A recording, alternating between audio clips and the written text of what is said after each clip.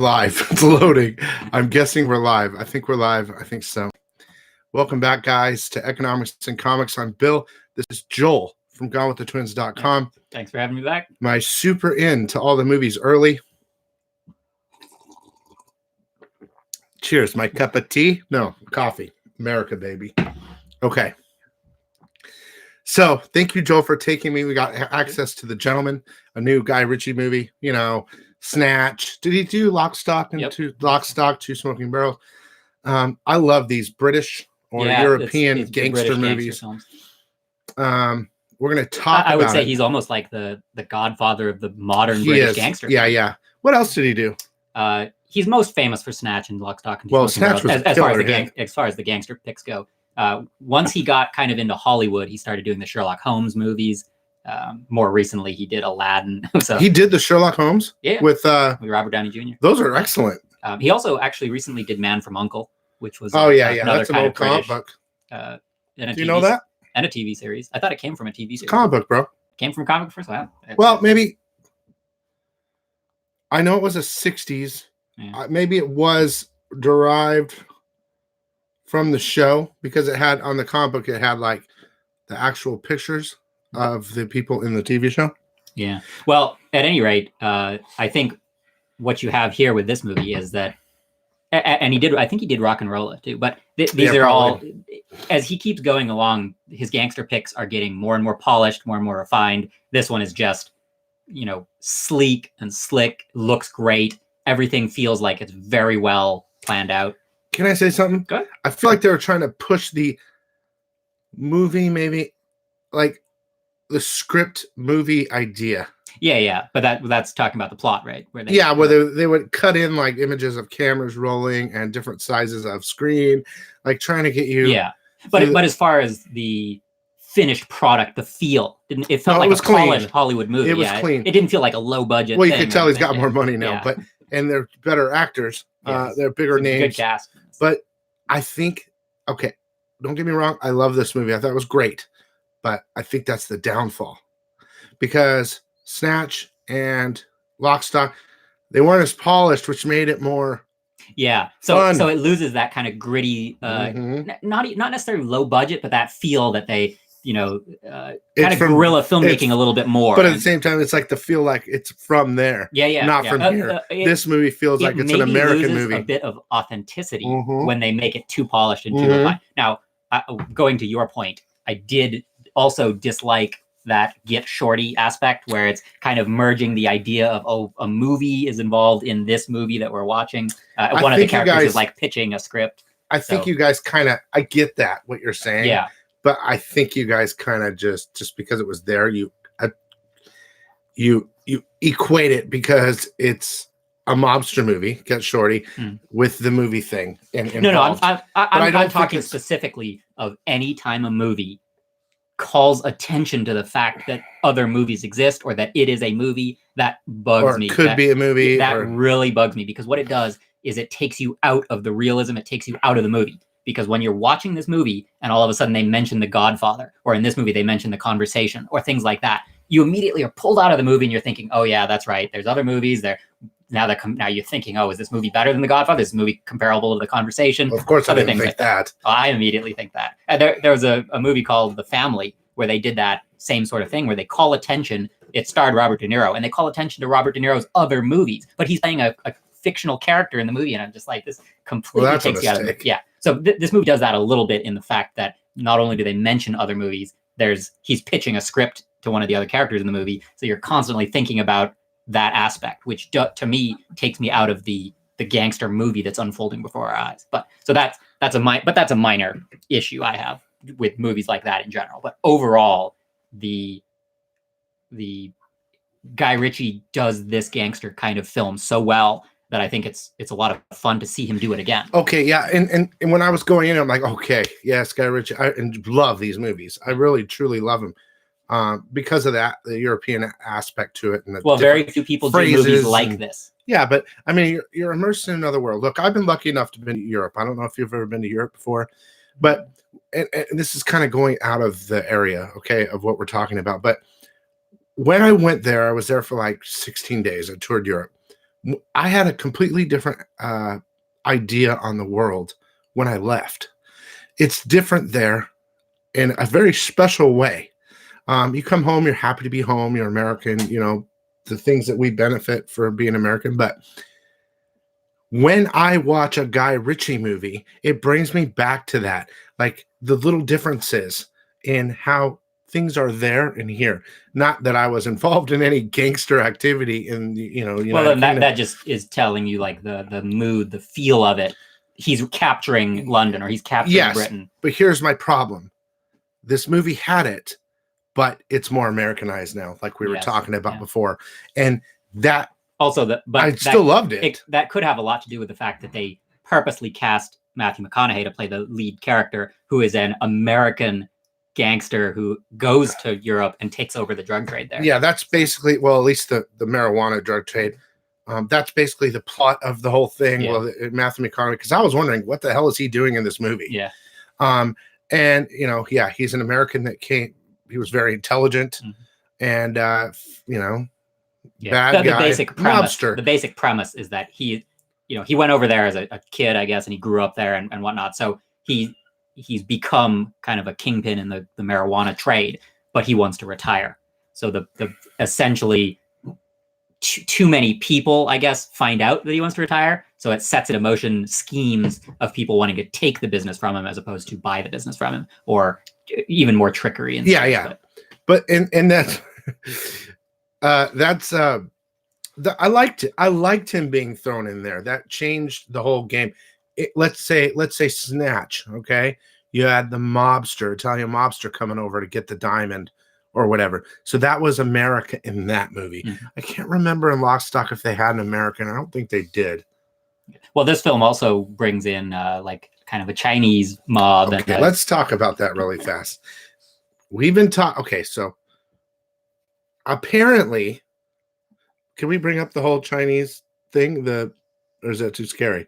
No, you can. I mean, you mean that how the film obviously is using racial slurs a lot for other cultures, but no, that's normal in a gangster movie. Yeah. I'm talking about the implementation of a character from China in every movie that I've seen so far this year.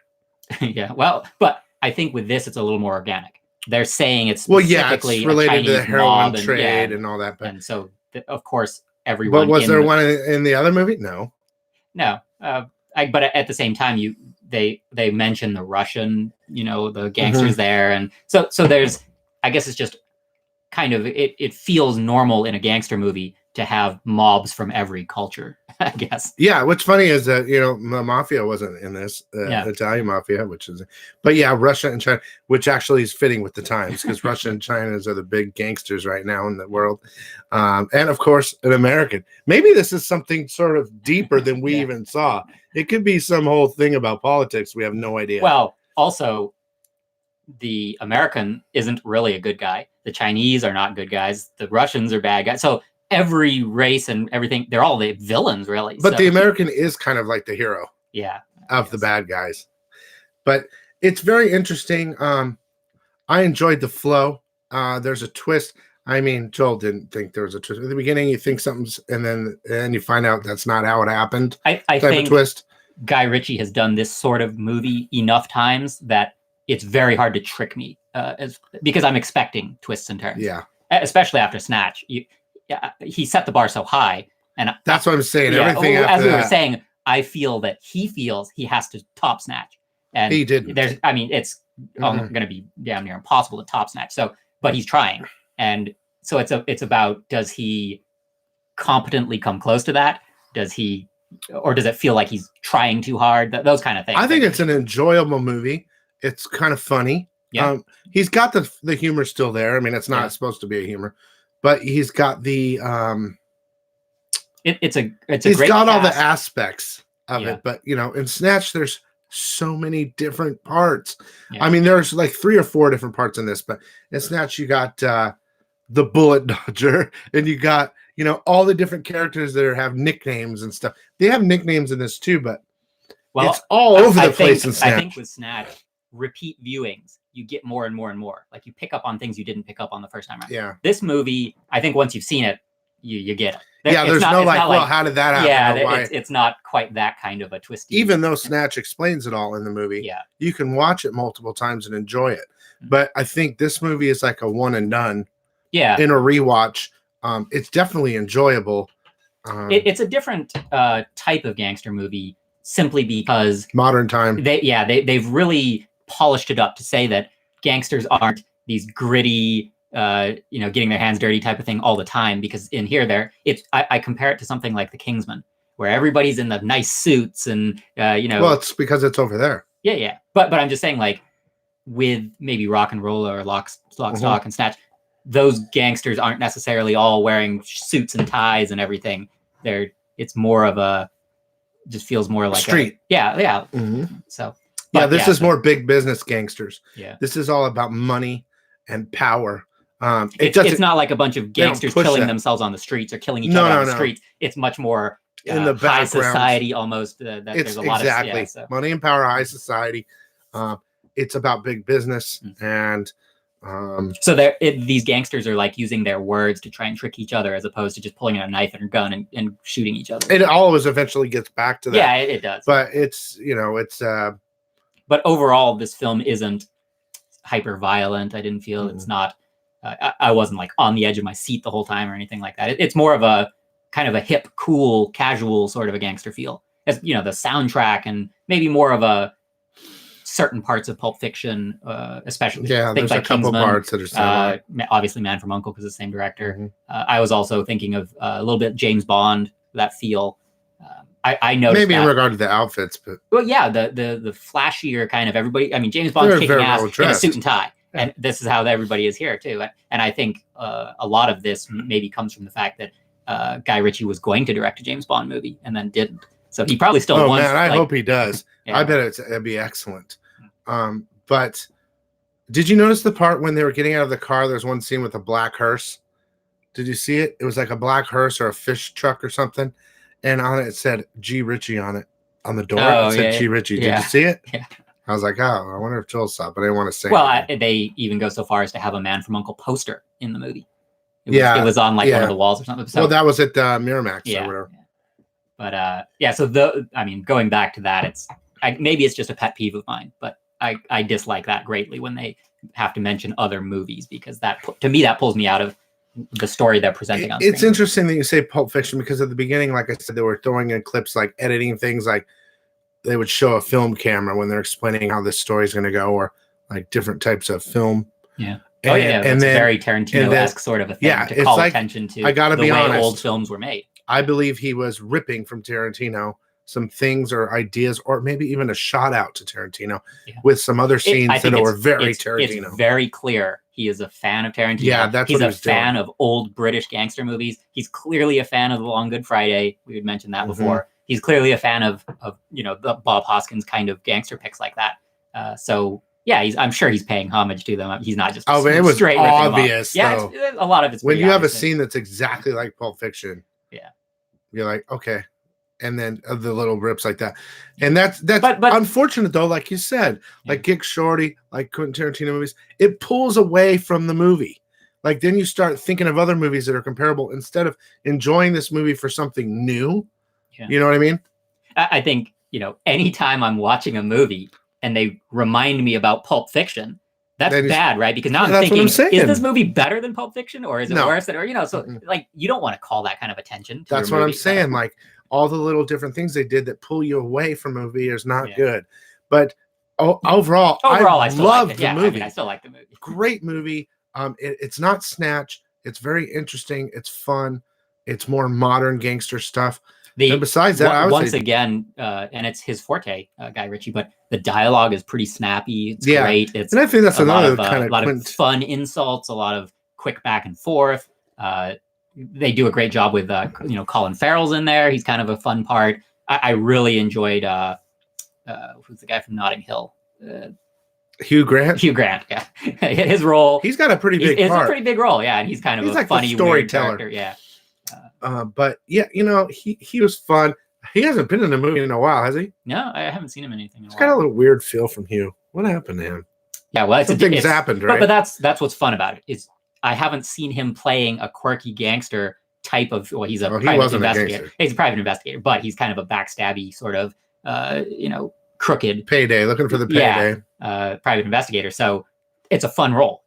I haven't seen him do that. No, before, I think he so. played it well. I think everyone played it well. I liked Matthew McConaughey, American gangster with intelligence. They make it clear that he's very smart, even though you don't see him acting super smart in the. Did you get a little bit of that feel of Sherlock Holmes, where at the end they kind of have to tell you all the things that you missed, as opposed to organically you just kind of thinking of it yourself? That's definitely a Guy Ritchie thing. Yeah. He always reveals everything. I prefer, though, when they give the audience a little more, when the audience is Ritchie, in on it though. a little bit more. Yeah, no, I know. I'm just saying I would prefer if he let me in on all those secrets a little more than simply, just showing you straight off at the end. Oh, this is what you missed, and this is why everything tied I kind of like it. Yeah. I mean, it's a different style, but yeah, for me, I like getting it myself. That's what she said. Wait, you were going to say that. You did? I would say go see it. I think it's enjoyable. It's funny. And, these kind of gangster films don't pop up very often. No, so. Especially something that's different, even though it's kind of the same. It's still Guy Ritchie, and he knows what he's doing. Yeah, I think in regard to gangster movies, but don't go in there thinking Snatch, because you ain't walking out with Snatch. That's what she said. Unless you go in with one. Hey, you can't use my line. Anyway, I hope you guys enjoyed. Overall, great movie. And it's a good start, I guess. This year hasn't been that bad. Yeah. What was the other movie that we saw with what's her name? Was that last week? Underwater. Underwater, not bad. What else do we see? I see so many of them. We saw one more. It was something that we rated okay. Okay. Well, it was. I don't know what it is. What do we have next? How about that? We'll leave with that. Next, we're going to have the rhythm section and Sonic the Hedgehog movie. Okay. Well, that sounds cool. I'm waiting for Suicide Squad. It's got to be coming down the line, so keep your eye out for that. But rhythm section next week, and then Sonic the next week. I think so. Sonic the Hedgehog, and we're just gonna keep going. So I hope you guys enjoy the stuff. I know we had 4 if you like people these watching. kind of movie reviews, don't forget to sub. Yeah, make sure to hit that sub button. We're trying something different over here. Oh, this is part of the show. Joel is part of the show. This weekly, if we can see a movie, he's part of Economics and Comics, guys. So this is our show together. GoneWithTheTwins.com if you want to check out any of their movie reviews. And besides that, yeah, that's it. So tune in next week for another movie. Yep. All right, thanks, Joel. See ya. Why do I have to make faces all the time?